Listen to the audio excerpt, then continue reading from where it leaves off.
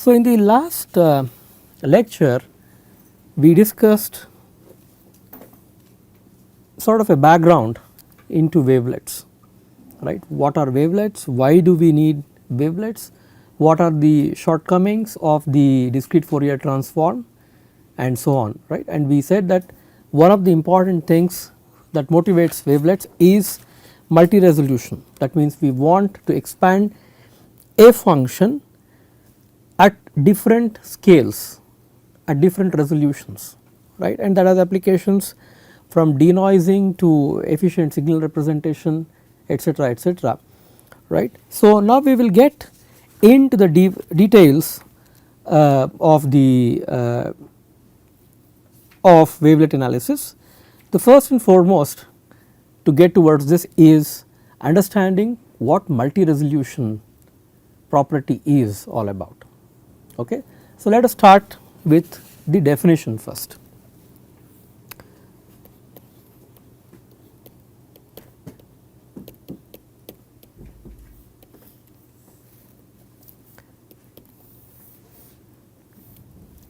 Let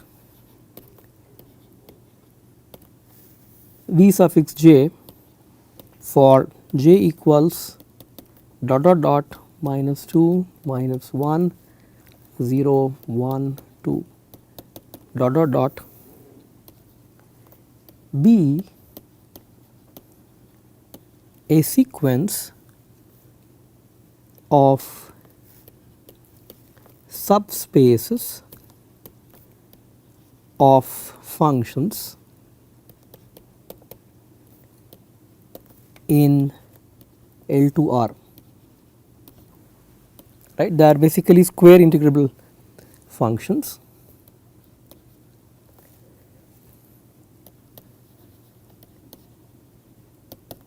The collection of spaces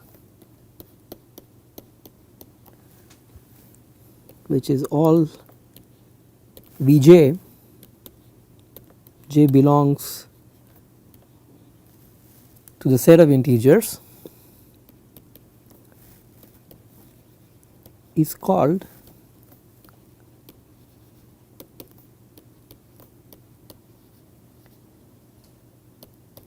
a multi-resolution analysis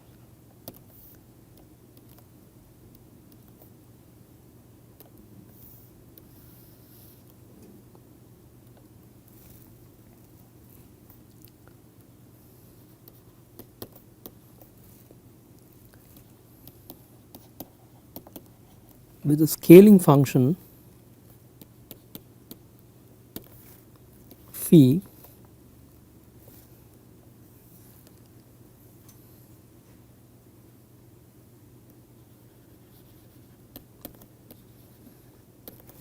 with the following properties.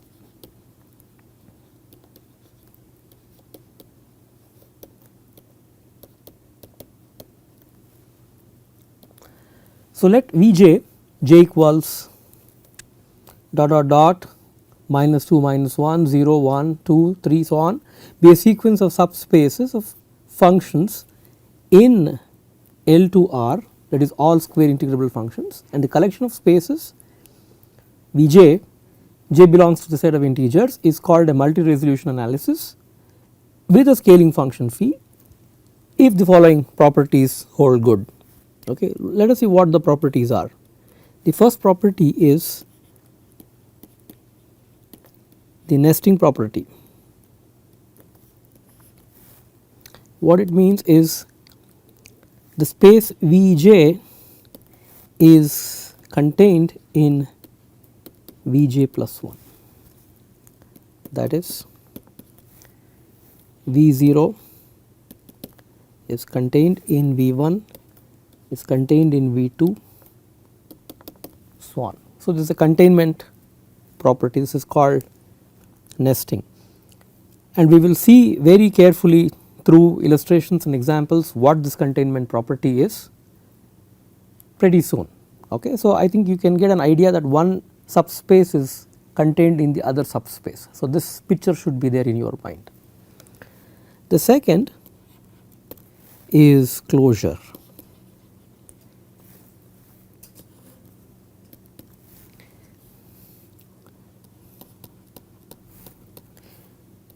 the closure of the union of all these spaces is essentially, I will put 2 here, the original space of all square integrable functions. That is,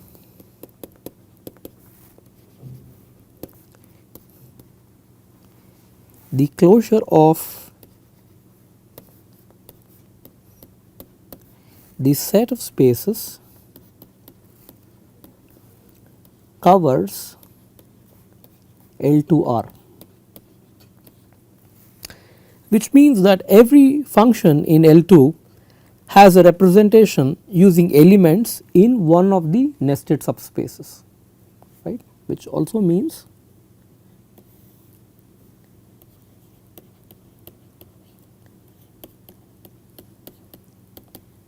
every function in L2 has a representation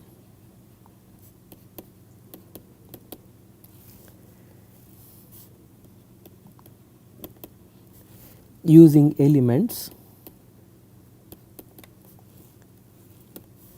in one of the nested subspaces.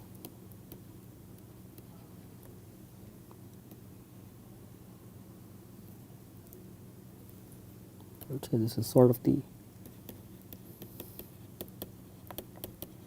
meaning or interpretation of this property. Okay. I think it will be useful to picture how these spaces are, right. This is our V0 space, then this is our V1 space, then this is our V2 space, and so on. I mean, you can kind of imagine that the signals are confined in those spaces. I mean, what is in V0 is contained in V1, what is in V0 and V1 is contained in V2, and so on. So, this idea has to be clear. The next property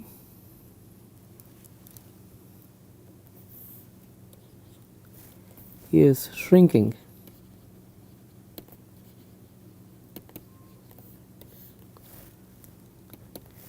That means, if you look at the intersection of all these spaces,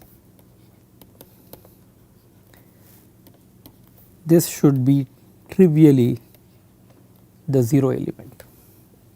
You could call it a vector, or you could call it a function, or whatever, 0 function or 0 element, okay. And you could guess this, it should be true because it is a linear vector space. Then is the scaling property. This is important. If f of t belongs to the space Vj, then f of 2 power minus j times t belongs to V0. I used deliberately the radix 2 here. You could use essentially any a, right. You could use any a power minus j belongs to t. I mean, I just used this because we will deal with Haar wavelets in particular, and we see a dyadic representation there. So, this 2 was used, right. Otherwise, you do not have to have 2, you could have a 3 if it is a triadic decomposition, you could use 5 if it is a phiadic decomposition, or in general for any p-adic you can have a p power minus j, okay. So, this is just a small note. Then there is something called shift orthonormality.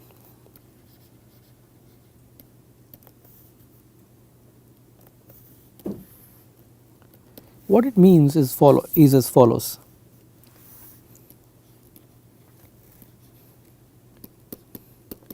the function phi belonging to V naught, and when I say phi, it is phi of t here, and the set phi of t minus k, all its time translates, k belongs to the set of integers, is an orthonormal basis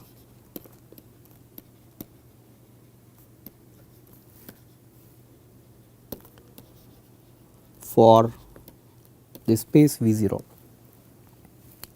What it means is, if you take the inner product of the function phi of t with phi of t minus n for some integer n, this must be 0. Of course, the normality would ensure that if you take the integral norm for these functions, it has to be 1. I mean, if you take the integral of phi square t dt or phi square of t minus n dt, that has to be 1. Of course, when you look at this equation, inner product of phi of t with phi of t minus n, this is equal to 0. This would imply obviously for n not equal to 0, because when n equals 0, it is coinciding, right. I mean, this is never 0. So if all these properties are satisfied, then it forms a multi-resolution analysis. So let us just recall, one is a nesting property, that is, you have a sequence of subspaces that are nested, okay. Then there is closure, that means every function in L2 has a representation using elements in one of the nested subspaces, right. This is akin to saying that you know, I mean for example, if you think about any square integrable function and I have a Fourier basis for that, right. I mean I can think about having a Fourier basis for that, provided it satisfies certain conditions. Now similarly here it is saying that every function in L2 has a representation using elements in one of the nested subspaces, but the distinction with this is certain other properties like nesting, shrinkage, scaling, shift orthonormality, etc., which is not there in perhaps certain other transforms. Nesting is one of them. Then shrinking. So this is a very trivial thing. If you take the intersection of all these subspaces, it should be trivially the 0 function, okay. Then scaling, if f of t belongs to Vj, then you take a scale of that which with 2 power minus j. So f of 2 power minus j t belongs to V0, and shift orthonormality, the function phi of t and all its integral translates, they form an orthonormal basis for this space. Now it will become very clear if we see through some examples.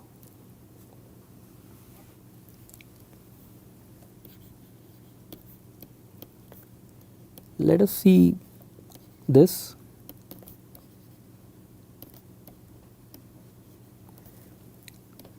Through some examples.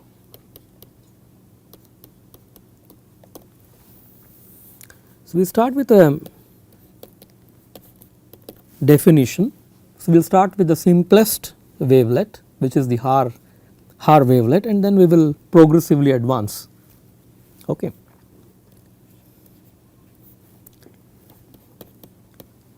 The Haar scaling function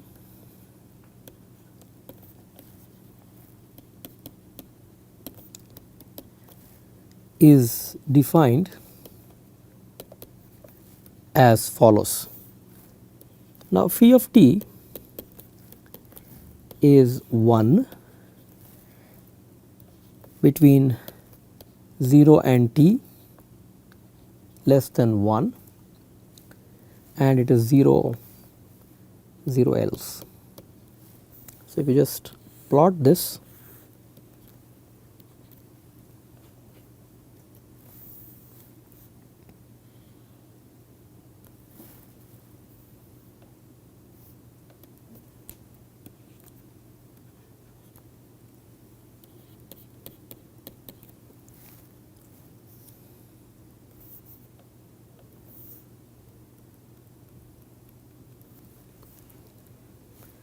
this is how it would look. It is like our simple step pulse that we are used to, right. Now, this function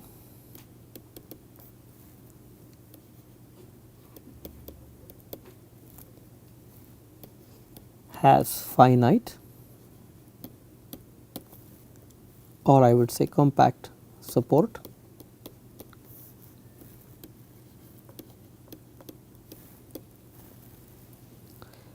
and you can realize translates of this function by time translating phi of t through integral time steps, right.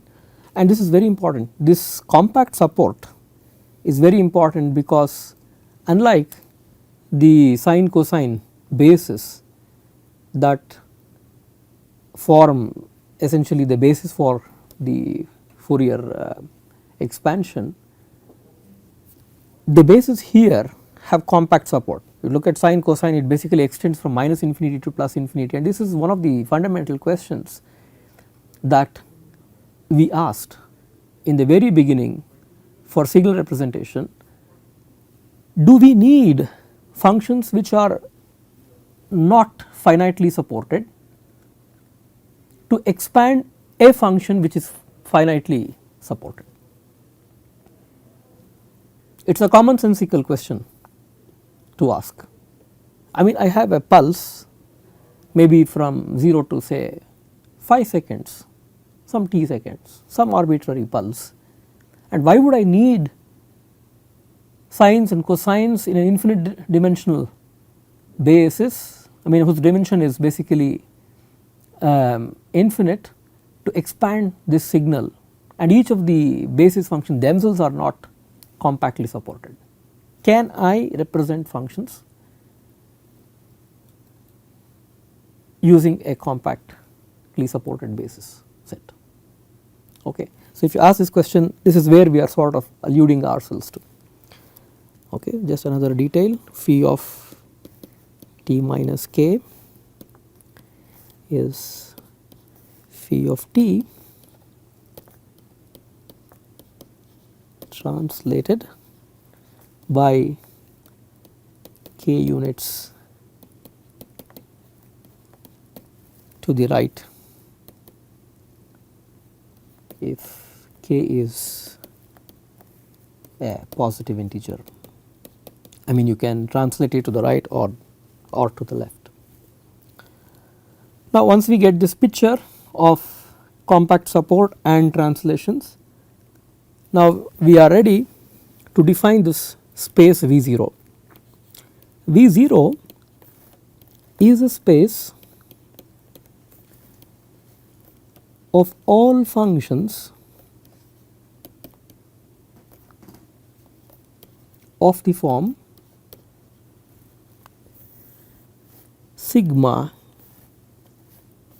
ak phi of t minus k, where k belongs to the set of integers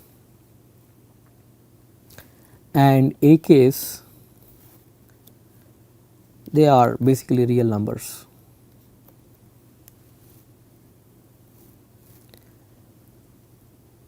Now, how can we picture this function? I think one of the ways we can picture these is as follows. I have time step minus 1, 0, time step 1, time step 2, time step 3, time step 4, 5, so on. Now, there is say a minus 1, this is say a 0, this is A1, this is say A2, this is say A3, right. You observe these discontinuity points.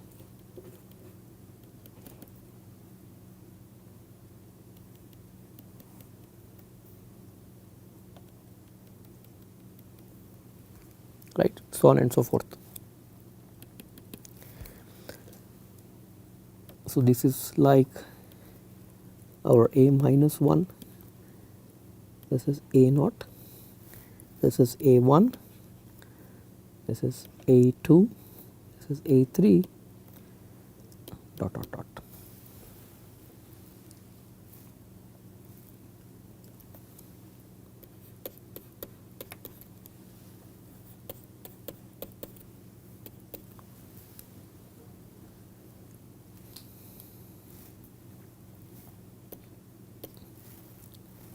Now,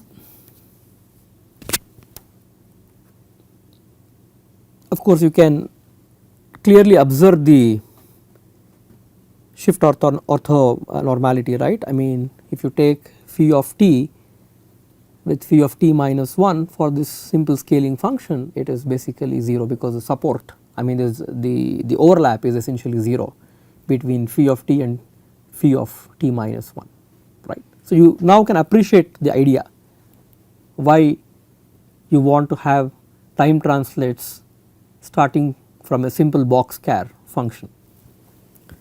Now, let us go a little further.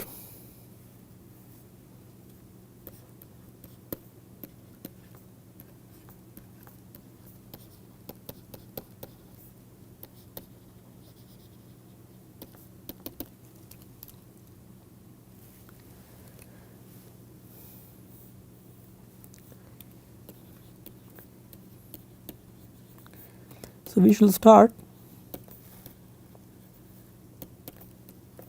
with a structure at half the time duration.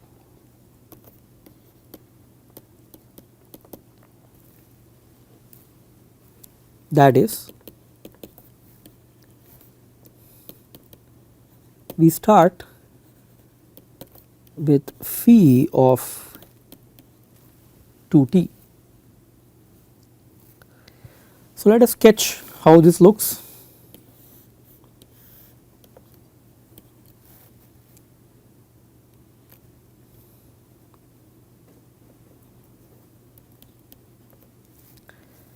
Now, phi of 2t is 1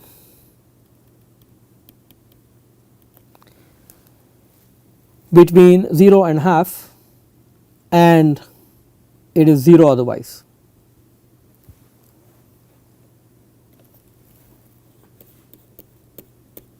Right?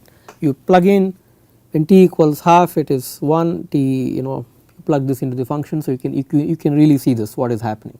So, therefore, if I have numbers that are greater than a fraction, greater than 1 here as the coefficient of t, I am basically shrinking in time, and if it is phi of t by 2, t by 4, t upon 8 and so on, I am basically stretching the function.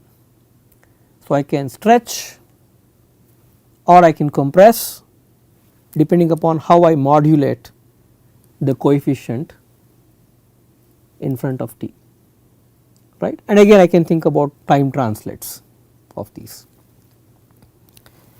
Now, let us see this a little bit further. Now, consider phi of 2t minus k. Now, this can be written as phi of 2 times t minus k upon 2, right.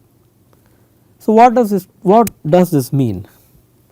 Now, I have a phi of t which is basically I mean if I take this function, this is basically phi of 2t which is k translated, right. Or if you write it in this form, you start with the original function phi of t and basically you shrink it by a factor of 2. If you basically take a translation k by 2, k upon 2 steps to the right and followed by a shrinking, this is what you are going to get. So you should be able to interpret both of these starting from this function phi of t with translation and shrinking, or directly sketching of phi of 2t and then basically looking at a time translation, right. So if you sketch this, how does it look? Let us suppose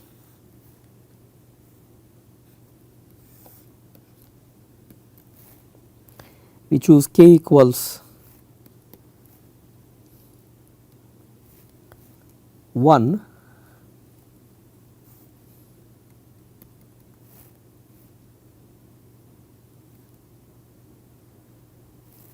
this is how we will have, okay. Observe the discontinuity point here.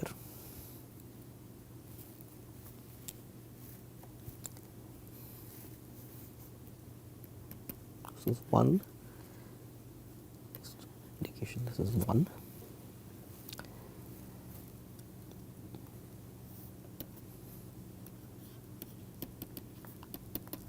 This is essentially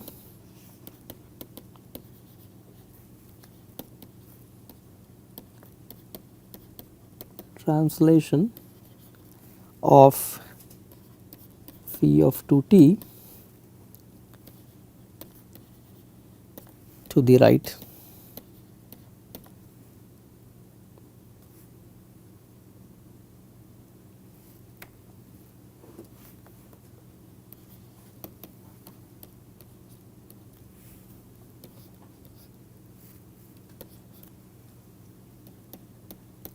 For the k equals 1 case.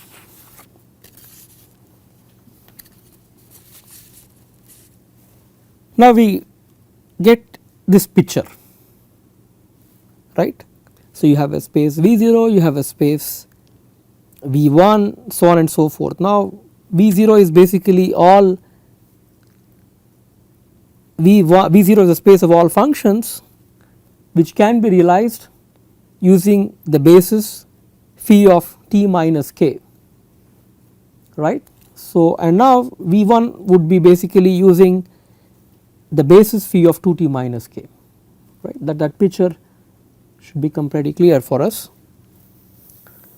Now geometrically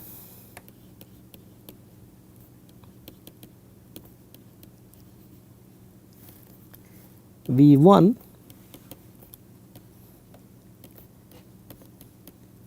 is the space of all functions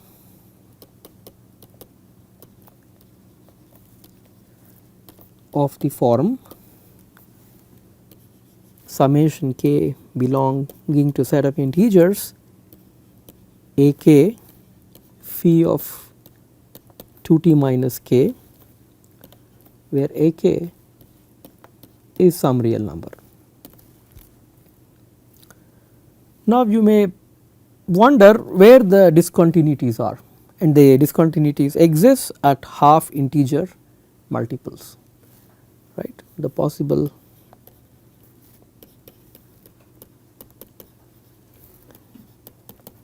discontinuities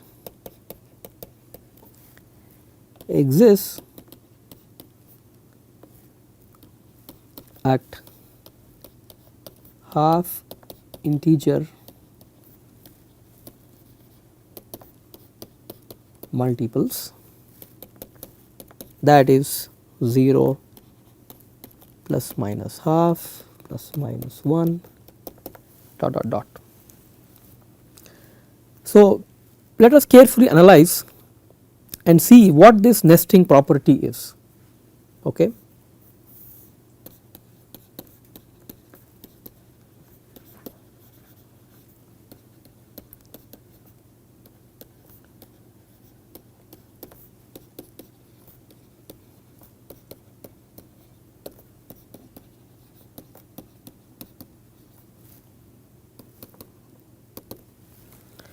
Now phi of 2t belongs to V1, but does not belong to V0,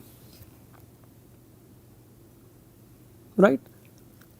What is V0? V0 contains some signal which can be expanded using phi of t minus k, where k is some integer, set of all integers, right, negative and positive integers. But this function phi of 2t, which is basically a boxcar function which is 1 from 0 to half and 0 else, cannot be realized using V0. Okay. So, phi of 2t belongs to V1 but does not belong to V0, since phi of 2t is discontinuous at t equals half.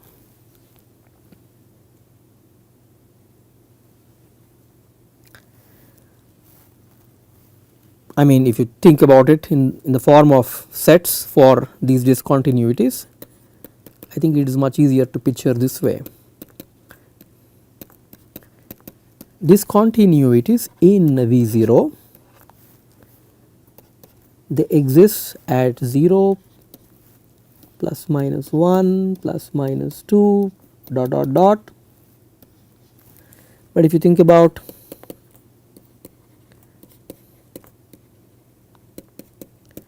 the discontinuities in the space V1, that is at 0 plus minus half plus minus 1 plus minus 3 upon 2 and so on and so forth, which means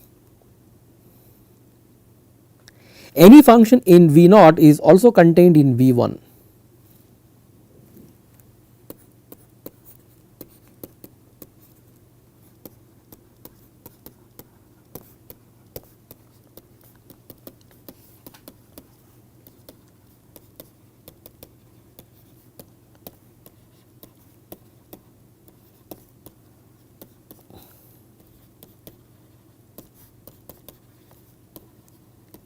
But not the other way.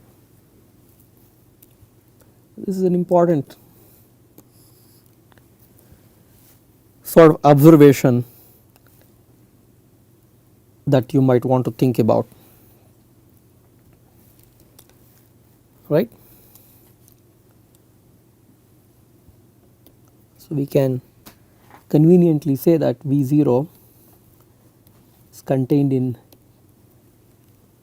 V1, but not the other way around, which is what we wrote in the very beginning as one of the properties, that it was the first property on nesting of these subspaces. V0 is contained in V1. This is what it is. Now, if we go forward,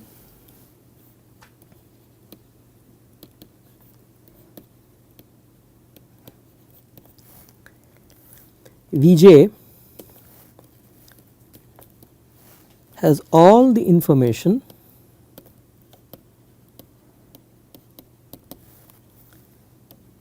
up to a resolution 2 power minus j, right, and as you increase j, your resolution is becoming finer. That is, as j increases,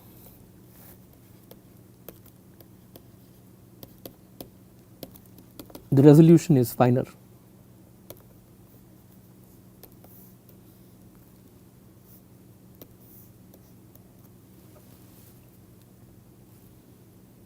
And it is straightforward and quite intuitive. Imagine, for you to imagine functions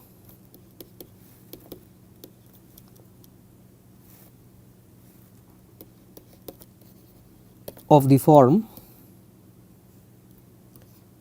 f of some a power j times t, where a is a real number.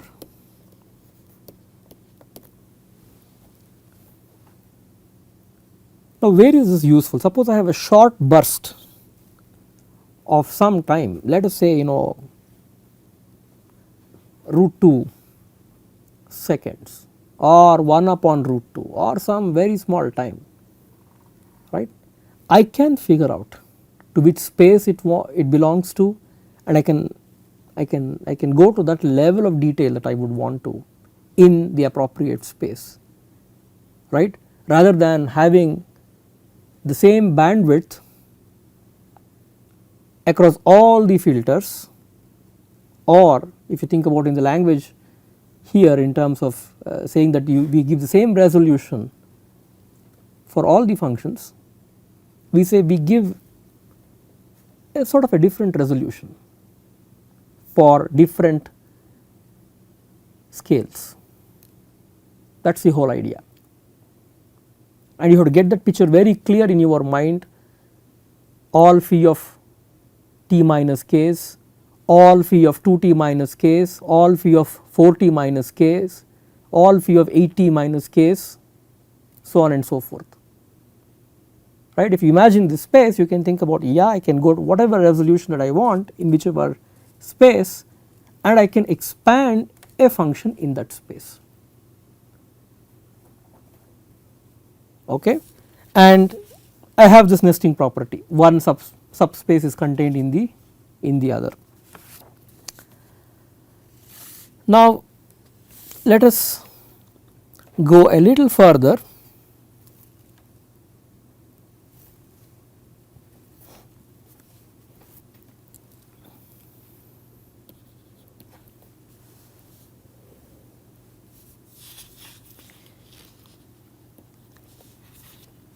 We need a procedure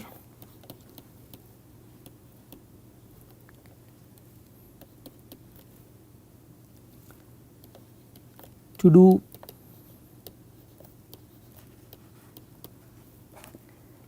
signal decomposition.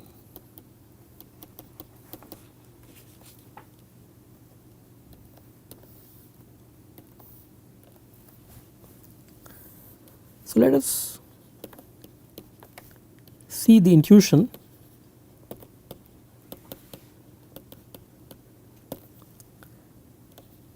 here before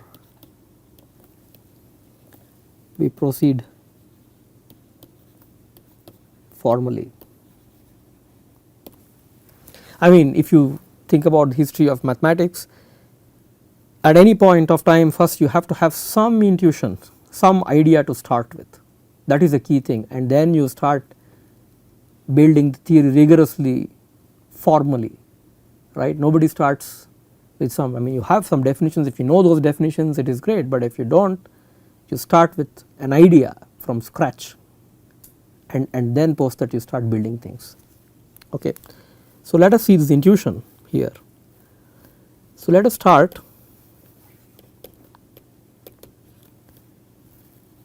with the space V0. If you look at the integral norm, square of the integral norm of phi of t minus k, well, this can be written as integral minus infinity to plus infinity phi square of t minus k dt, which is basically phi of t minus k exists from k to k plus 1, and this is 1 square is 1 dt, and this is basically 1. And if you take the inner product of phi of t minus j with phi of t minus k, this is basically given by this integral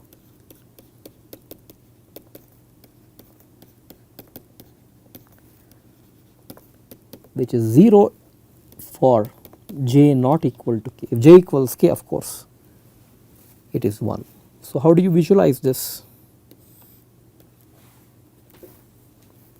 So, you have some j plus 1 dot dot dot some k plus 1,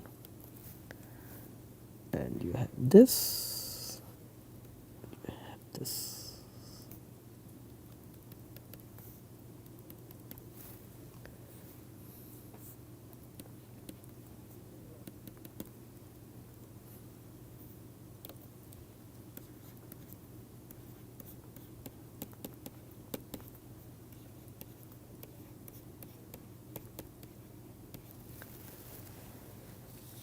Okay.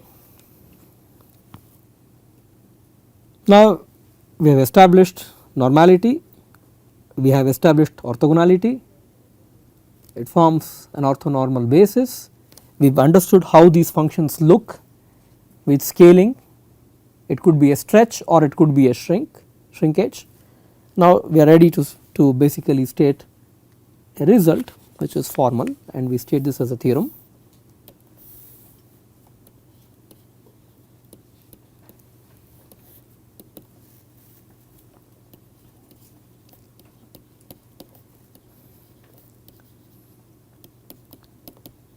The set of functions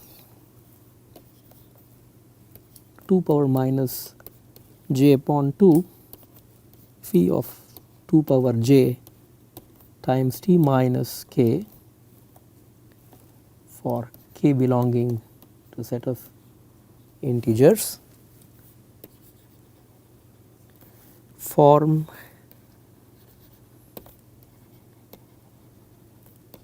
an orthonormal basis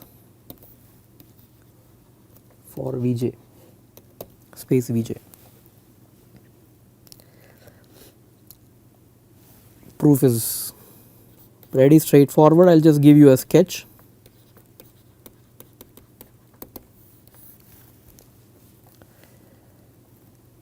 Now, you start with the norm of 2 power j upon 2 phi of 2 power j t minus k, the integral norm. So, basically this is integral minus infinity to plus infinity. You have 2 power j, this j upon 2 with j upon 2 will be 2 power j, then this is phi square of 2 power j times t minus k dt, right, and this is basically 2 power j, you pull out, and the limits, this is existing, basically you pull 2 power j out, you get t minus 2 power minus j into k, right. So, therefore, this exists from 2 power minus j times k to 2 power j times minus j times k plus 1, right. So, this 2 power minus j you pull out, k to k plus 1, and this is 1 square dt, and this is basically 2 power j times, this is 2 power minus j, which is basically 1, and then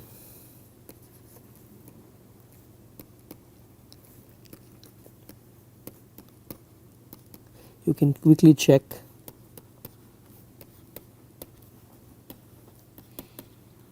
for orthogonality, that is choose some k1, choose some k2, and like what we did earlier, right, where we had phi of t minus j and phi of t minus k, for k not equal to j, you could just do the same thing, except that now you have two shrinking functions or expanded stretched functions, and they do not overlap in their support, right.